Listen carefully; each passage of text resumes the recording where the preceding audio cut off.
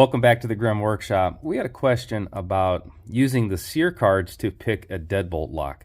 This is the most popular commercial deadbolt lock in the United States and probably the world for that matter. This is the exact same lock cylinder you're going to see when you walk in nearly every business.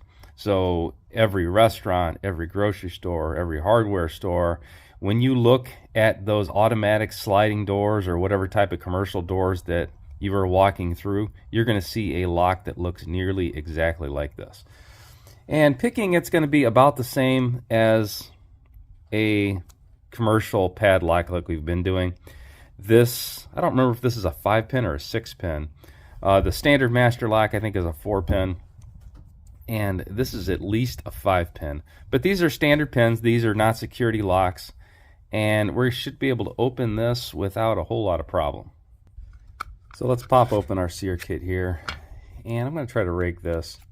So we're going to get the lockpick rake card out. Now let me get a tension wrench, and let me try the, which one's this?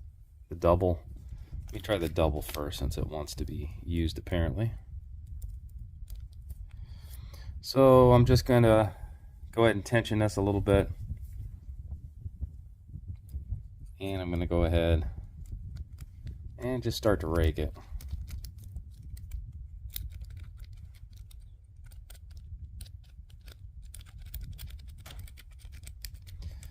So I'm varying the speed, varying the angle.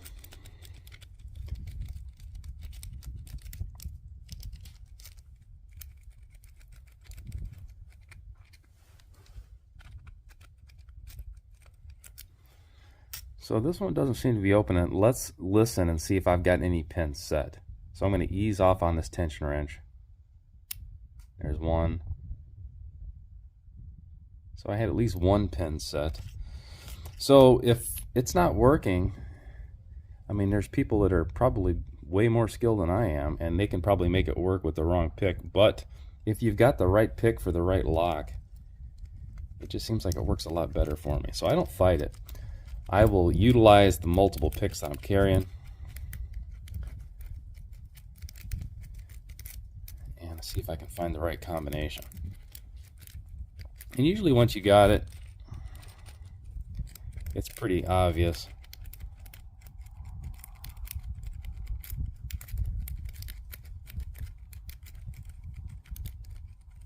Okay.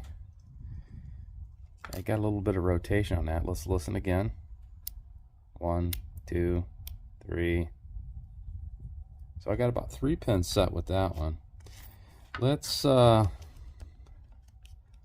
a different one. Let's reseat the wrench, and I've got a single wave. And this is open in the back because there's no bolt attached to this. So you can just push this all the way through. And that gives you some idea of the depth that's required, because there's pins all the way to the back of this. So you're going to need nearly full insertion to reach all those pins. So let's give this a try.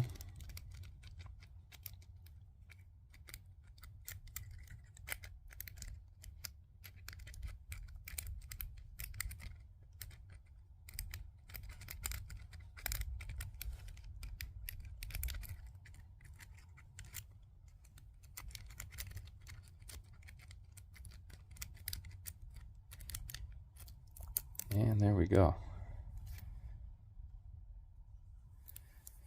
So there it is, completely open.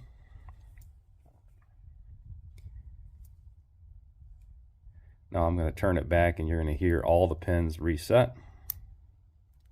And now it's locked again.